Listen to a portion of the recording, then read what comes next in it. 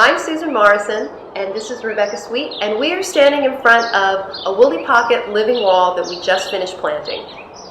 It might look complicated, it's actually really easy. So join us and we'll show you how we made this. Calyxes really are a terrific choice for a living wall because they come in such a great range of textures and colors. I love this leather leaf sedge, but unfortunately I think it's going to be a little bit big for what we're looking for. However, this beautiful blue glauca is going to look incredible, and part of our strategy is to keep it, well, green and serene. So we're really looking for things in shades of blue, green, silver, gold, so that we get a nice finished composition when we're done, and there are a lot of plants to choose from here today. So here are some of our selections we made that we're really excited about. We have some variegated carex, we have some that have colors like this orange and silver, and this little guy, the sparklers, he looks like fireworks. He'll be really exciting in the living wall. And because we can't find a bluegrass that's long this time of year, here's some here. They're really pretty color, but they're so short. So we found a liriope that looks like a carex, but it's not, but it'll blend in beautifully. And this is silver dragon, and look how it's like a waterfall effect. We love it. So join us back at the house where we're going to assemble our living wall.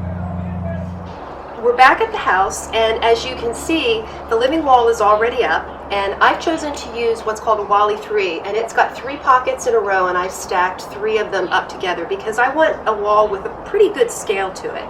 But this particular manufacturer, Woolly Pockets, also makes these smaller ones, so really you can make the wall as big or as small as you want.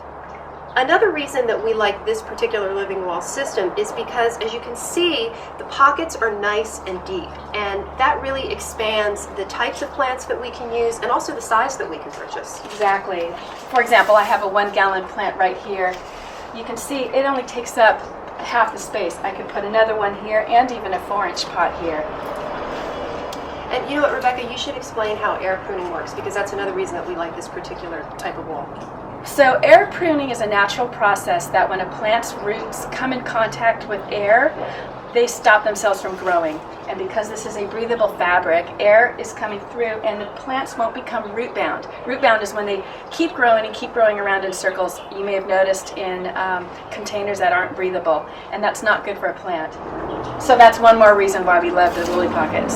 And irrigation is actually very simple for these particular units as well. Right now it's winter, and so they don't really need any irrigation at all other than natural rainfall.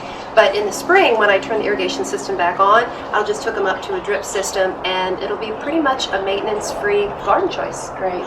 So I think we're ready to start working on the design. Let's start designing. We are done planting our living wall, and as you can possibly tell by the state of my sweatshirt, we did plant this ourselves. We did not use planting doubles. Now for the fun part, we want to talk a little bit about how we designed the wall. The goal of this particular project was to come up with a wall that would be green and serene and focused mostly on texture and contrast for its interests. And so what we did was we took a pretty typical design strategy that you would use if you were planting a traditional garden of planting in drifts, and we took that concept of waves and we used that in the wall. So the first thing that we started with was our carex sparkler, because as you can see, this is one of the highest contrast colors and shapes, and we created a wave that just kind of runs through the middle of the wall with the idea that everything else would revolve around that one key thing.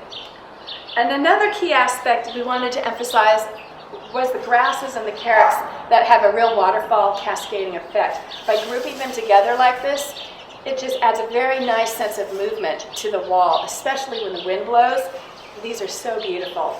So we mostly use carexes, but you can see that we've also tucked in along the way some lamiums and some heliochrysum, and the idea is that as these grow over time, they're going to cascade down and they'll sort of fill in some of those blank spaces in the wall and be just a little bit more contrast to the carexes. And they'll flower, they'll give you the occasional flowers, but you can see from this wall it looks fabulous without a single flower on it. Yeah, and one of the reasons that we put the wall here was so that we could create something beautiful from inside of the house to look at all through the year, including the winter. In fact, the camera's inside right now, so you're getting the view that someone from inside the house would if they happen to be walking through the dining room.